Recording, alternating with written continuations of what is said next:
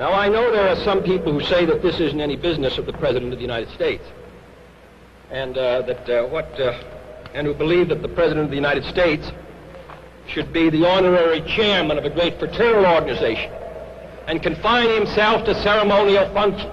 But that isn't what the Constitution says.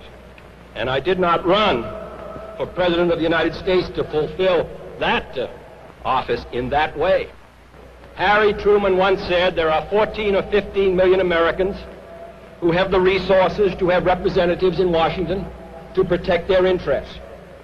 And that the interests of the great mass of the other people, the 150 or 60 million, is the responsibility of the President of the United States, and I propose to fulfill it.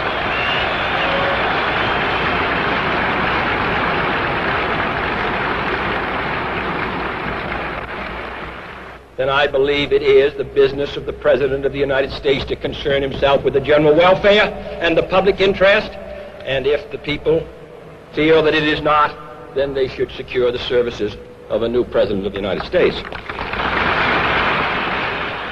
We need a permanent unemployment insurance program so that there are those who want to work and can't find a job will not be shifted and living on a marginal income without hope for themselves. These are things which other countries in Western Europe did 30 or 40 years ago. Great Britain, and we regard ourselves as a progressive society, had these provisions at the time of the First World War. And yet this is suggested as a most radical proposal. There is no reason why, if your skin is colored, you have twice as much chance to be unemployed, about a half as much chance to own your house, about a half or a third as much chance of your son or daughter going to college.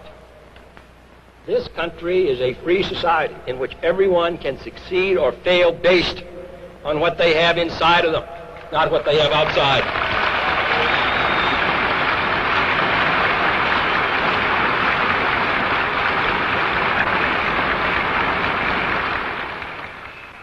Imagine in this rich country of ours, 8 million children leaving before they finish the 12th grade.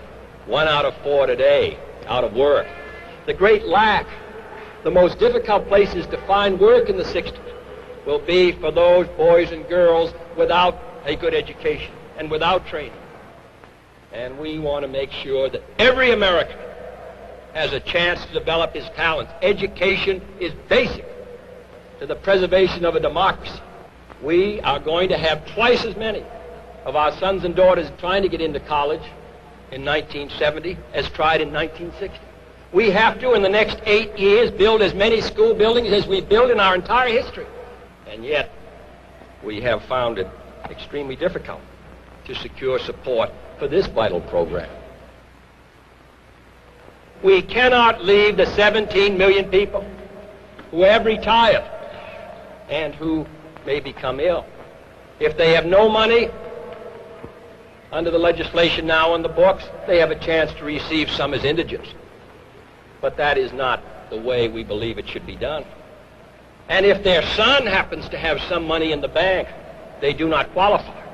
And he goes and pays out, and it may break him at a time when he has responsibilities to his children.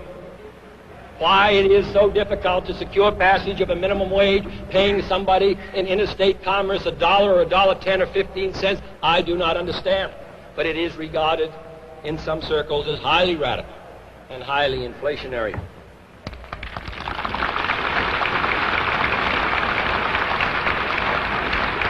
For the first time, unemployed men can retire at 62. For the first time. And I do not regard this as a particularly radical proposal.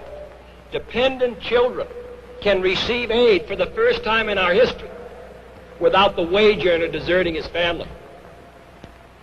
In the old days, before this act was passed, if a child was undernourished, it was necessary for the wage earner to desert his wife and family in order that those children should qualify for assistance.